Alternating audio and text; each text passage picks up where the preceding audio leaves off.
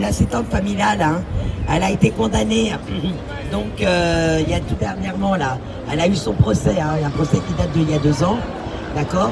Cette assistante familiale, elle a été condamnée avec sursis. Alors oui, ils lui ont retiré son agrément, bah, encore heureux. Hein. Donc, pour maltraitance envers une gamine qui a été placée chez elle, hein, donc ils ont retrouvé la gamine attachée au lit, hein, affamée, attachée au lit. Mais regardez la dinguerie. Hein. Les gens n'ont pas suivi le dossier en complet. Je vous dis toujours, hein, quand on vous donne de ce genre d'informations, il faut creuser, les amis. Vous ne verrez jamais la dinguerie. Cette femme, famille d'accueil, divorcée, qui a 6 enfants, elle-même avait 3 enfants placés. Donc, nous donnons des enfants à une femme divorcée, elle est ce qu'elle est, mais on appelle ça famille d'accueil. Maintenant, c'est une femme seule. Pourquoi on met le mot famille d'accueil? Comme pour Cotino, homme seul, on dit famille d'accueil.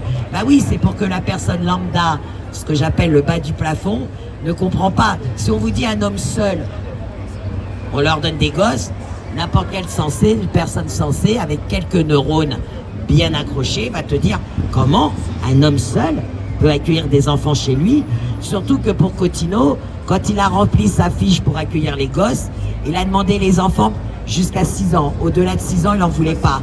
Donc déjà, il annonçait sa préférence. Mais apparemment, pour le département, il n'y avait pas de problème. Et donc, cette femme-là qui a été condamnée pour violence envers des enfants placés chez elle, c'est une femme qui avait déjà elle-même 3 enfants placés. Non mais voyez la dinguerie quand même. Moi, quand je suis tombé sur l'info, je me suis dit non, je l'ai relu plusieurs fois. Je me suis dit, c'est pas possible. T'es en train de me dire, je suis en train de lire que la meuf, elle avait elle-même 3 enfants placés par la ZEU et elle devient famille d'accueil et on lui donne des gosses. Mais putain, si on lui a déjà retiré ces 3 gosses. Par contre, elle, c'était pas du placement abusif, ces 3 gosses. Vu que, je vous dis encore, elle a été condamnée pour maltraitance envers les enfants qui étaient placés chez elle. Hein. Donc en vérité, elle maltraitait les parents. Pour revenir sur les cours Evra, moi j'ai ici un rapport qui est simplement, on va dire, voilà, que dit le droit. Donc on va dire que ce sont des juristes. Voilà, alors je vais vous dire qui sont ces juristes, hein, pour que les gens comprennent bien. C'est pas le juriste qu'on va appeler complotiste, hein, d'accord? Ces juristes-là, écoutez bien, Association pour la promotion et la défense des droits de l'enfance, consultant auprès du Conseil économique et social de l'ONU. Hein. Ce sont des juristes qui travaillent avec l'ONU, hein, ok? C'est pas le juriste du coin. Donc, éducation sexuelle, que dit le droit? Voilà. Et eux, ils ont regardé par rapport au droit, les cours qui vont être donnés, et que dit le droit? Bon, bah, ils ont reconnu, hein, on tombe totalement dans la corruption de mineurs, hein, ni plus ni moins. Donc, déjà, les parents, si vous voulez neutraliser ces cours à l'école, bah, déjà, vous faites un courrier au directeur et vous leur dites que vous porterez plainte pour corruption de mineurs. Parce que ça, c'est de la prison ferme, hein. Ok, et c'est pour ça que ce ne sont pas les professeurs qui vont faire les cours, et c'est des associations extérieures qui viennent. Pourquoi? Des consultants extérieurs. Parce que les profs, ils sont pas cons. Ils ont vite compris le piège. Et ils se sont dit, ah, moi, je veux pas d'une corruption de mineurs sur la gueule. Hein. D'accord? Donc, ça, c'est le résumé des cours Evra. Ok? Je vais vous lire ce que préconise, ce que demande l'OMS. Ça, voilà. Ça, c'était, ok. Ce que préconise l'OMS, d'accord? C'est l'OMS qui demande ça à tous les pays de l'Union européenne, ok? Parce qu'il n'y a pas qu'en France, hein, ces cours-là. Nous, c'est Evras, en Belgique, c'est Eden. Parce que pareil, hein, chaque pays a son nom, hein. Ouais, Eden. E-D-S-E-N, Edens. Ça, c'est pour la Belgique. Nous, c'est Evra. D'accord? Donc, accrochez-vous, les amis. Hein. C'est ce qu'ils disent sur vos gosses. Encore une fois, je vous le dis, on ne doit pas avoir les mêmes gosses. Nous, parents, on ne doit pas avoir les mêmes gosses qu'eux. Voilà. Alors, l'OMS préconise de commencer l'éducation. C'est encore pire que ça après les lignes. Préconise de commencer l'éducation complète à la sexualité dès l'âge de 5 ans, au moment où débute généralement l'enseignement scolaire. Les objectifs sont détaillés par tranche d'âge dans les principes directeurs internationaux sur l'éducation à la sexualité. Écoutez bien, Les enfants ont des sentiments sexuels dès la prime enfance, entre 2 et 3 ans. C'est comme les parents qui copulent devant eux, hein, devant nos gosses. Je vous dis, je sais pas c'est qui ses parents, je sais pas c'est qui ses enfants. On est bien d'accord, c'est ce que j'ai dit. Donc, ils découvrent les différences physiques entre les hommes et les femmes. Écoutez bien, écoutez bien. À cet âge, ils commencent à explorer leur corps, masturbation enfantine, autostimulation. Donc nous avons nos gamins de 2 ans, il ne sait pas marcher, il ne sait pas parler, il va ramper et il va aller chercher un livre pour s'auto-stimuler. C'est comme que les gens comprennent bien quand même. Hein. Donc à 2-3 ans, ils s'auto-stimulent sexuellement. Même moi, adulte, je le fais pas, mais bon. Mais bon, décidément, je dois être frigide. Contrairement à nos gamins de 2-3 ans. Et tentent d'explorer le corps de leur ami. J'ai posé la question à ma fille, hein, si à 2-3 ans, elle allait faire touche pipi dans la couche de sa petite camarade. Hein. Elle comprenait pas ce que je lui demandais. Hein. Je préfère le faire avec dérision, tellement que c'est très très lourd. Donc, alors, ils apprennent donc donc ils découvrent le corps. Ils apprennent à connaître leur environnement et entourage par l'expérience et l'observation, ont identifié un comportement sexuel commun des enfants et établi que celui-ci était tout à fait normal. En explorant leurs sentiments et désirs sexuels et en posant des questions, les enfants apprennent plus sur la sexualité. Dès l'âge de 3 ans, ils comprennent que les adultes tentent d'être cachotiers à ce sujet. Bah oui, à 3 ans, ton gamin, c'est à peine te dire qu'il a fait popo, qu'il veut aller faire popo. Mais par contre, il trouve que nous, quand il nous pose la question, « Maman, tu fais des fellations à papa ?» Apparemment, on ne lui répond pas. Bah oui, il y a 3 ans, l'enfant se pose des questions. Quelle est notre sexualité en tant qu'adulte? Mais par contre, il ne sait pas me dire qu'il va faire popo. Hein. Mais bon. Alors, c'est pas fini. Hein. Donc, ils comprennent que les adultes sont cachetés à ce sujet.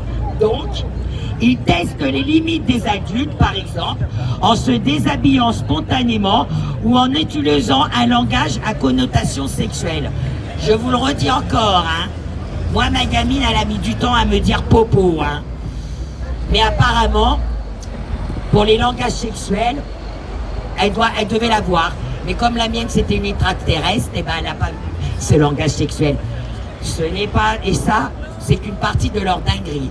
La suite de leur dinguerie. Je vous dis, hein, les parents, vous n'êtes pas prêts.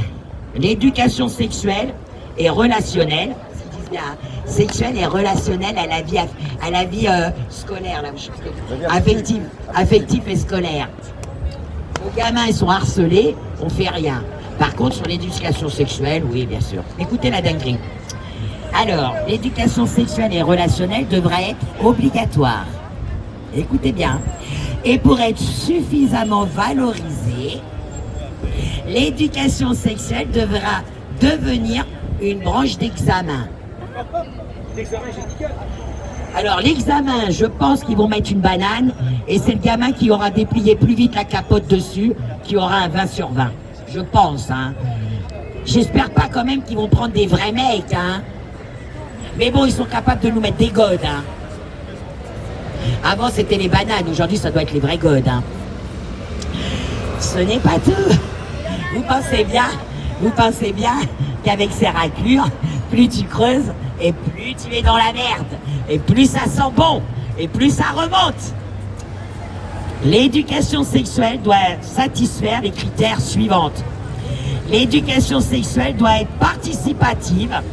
Les jeunes ne doivent pas être un récepteur passif, mais doivent au contraire jouer un rôle actif dans l'organisation, le déroulement et l'évaluation de l'éducation sexuelle.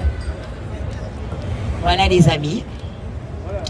Le ministère de la Santé a donc approuvé sur l'OMS pour définir la santé sexuelle et notamment dans un document intitulé...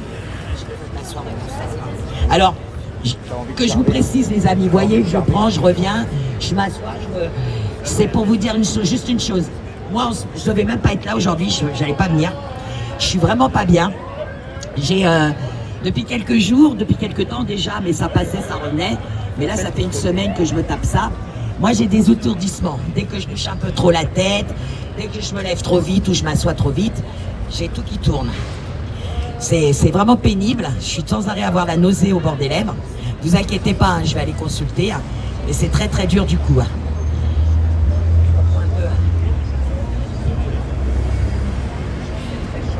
Je finis la dernière phrase et puis je vais vous laisser. Je vais rentrer parce que là, c'est alors, je disais, le ministère de la Santé s'est donc appuyé sur l'OMS pour définir la santé sexuelle et notamment dans un document intitulé Stratégie nationale de santé sexuelle 2017-2030.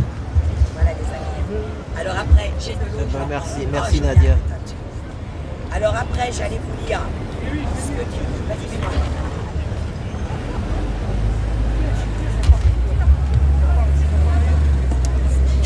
Ouais. Ah, merci. Il fait chaud, plus de 30 degrés. Moi je suis là depuis 14 h et il est bientôt 19 h. Ça fera 5 heures non-stop les amis. Qu'est-ce qu'elle fait la jeunesse? J'allais continuer sur le droit. J'ai pris le métro et j'ai vu des trucs en venant. J'allais vous continuer sur le droit. Leur plan il se met bien en marche. Hein. J'ai vu le métro 3 ou 4 personnes. Mais en attendant, sachez que voilà, déjà vous avez la première base. Donc vous voyez bien qu'ils veulent vraiment pervertir nos gosses. On le voit dans la rue maintenant. Je vous le redis encore. Et dans le métro, on le les voit. 3/4 de nos gamins ne savent pas compter, ne savent pas écrire. Mais alors, les sodomies et la fellation, ils auront 20 sur 20. Voilà, c'est tout ce que je pourrais dire. Je laisse la relève. En tout cas, merci de nous avoir accompagnés. La prochaine, j'espère qu'on pourra la faire dans un lieu bien précis. Moi, je dis qu'il est temps d'aller taper maintenant devant les institutions, notamment l'Assemblée nationale. Moi, si c'était que moi, je vous assure, hein, je dormirai H24 devant l'Assemblée nationale, je ne les lâcherai plus. Je vous laisse, je vous souhaite un bon samedi fin d'après-midi. La suite continue, hein, les amis sont là. Et de toute façon, vu comment ils accélèrent les choses, ils ont compris qu'on ne va pas les lâcher. Ils ont compris qu'on est en train vraiment de les mettre à jour. Et pour finir, je vous signale qu'il y avait un journaliste. Parce que moi, je regarde les médias pour savoir justement et comment démonter leur propagande. Vous avez un journaliste, je crois que c'est sur BF Merde ou c'est sur CNews, qui parlait de l'affaire Liana. Et devinez ce qu'il a dit. Comme ça, il a dit, hein, le journaliste sur le plateau télé. Et il a dit, ne vous inquiétez pas, moi je peux déjà vous annoncer, le prochain gros scandale d'État, c'est le dossier Lazeux. Voilà ce qu'il a sorti sur le plateau. Hein. Eh ben, bravo. Tu l'as entendu aussi? Et... Eh ben, bravo. Voilà, donc c'est pour vous dire, ils le savent que le dossier Azeux va être aussi devant la scène, puisque c'est tout le travail qu'on fait et c'est tout ce que vous faites, vous les amis, partagés. Quand je le dis, hein, on est tous des colibris, ceux qui ne peuvent pas venir, du moment que déjà vous partagez nos paroles, et pas que sur nos réseaux, c'est pas la peine, moi je le vois, des fois on m'envoie des liens, mais les liens je les ai déjà, vous pensez bien, je suis sur ce combat-là. C'est partager sur d'autres pages qui, eux, ne sont pas dans le combat. Partager sur les pages animaliers, partager sur les pages où ils vous montrent un chat en train de faire le beau, partager sur toutes les pages. Pour finir, quand même, ça important, pour la nuit blanche, ils ont su mettre 6 catholiques, 6 patriotes catholiques qui étaient venus devant une église pour dénoncer ce qui allait se passer à l'intérieur. Les six catholiques, là, d'accord, chrétiens, qui ne voulaient pas qu'on prenne leur église pour faire la fête, ils ont tous été mis en garde à vue, 44 heures de garde à vue, et perquisitionnés chez eux.